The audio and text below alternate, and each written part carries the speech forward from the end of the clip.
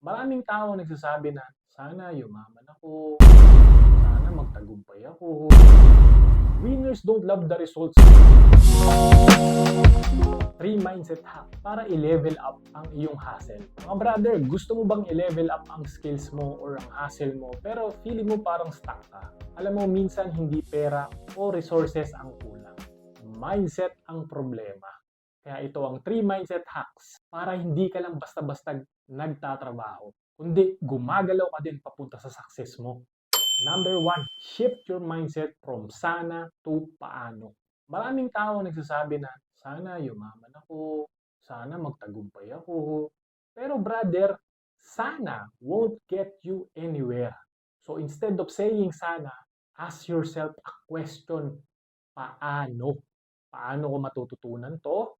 Paano ko mapapalaki ang income level ko? At paano ako magiging consistent? Kapag ganyan ka na mag-isip, brother, hindi ka na nag-aantay, kundi kumikilos ka. Number 2, fall in love with boring work.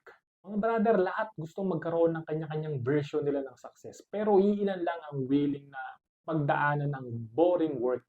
Kung gusto mo ng result, dapat mahalin mo yung proseso. For example, gusto mo maging fit, hindi exciting ang frequently workouts, pero kailangan mo pa rin gawin. Gusto mong umasenso at mag-level up sa buhay, hindi exciting ang pag-aaral ng bagong skills, pero yun yung magpapayaman sa'yo.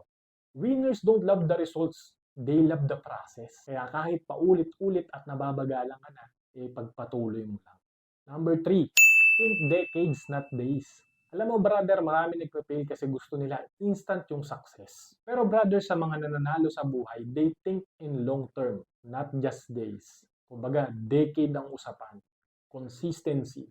Si Jeff Bezos, lagpas ng 10 taon bago niya napalaki yung Amazon. Elon Musk, dekada rin ang binilang bago niya mapalaki yung pangalan niya sa mundo ng technology.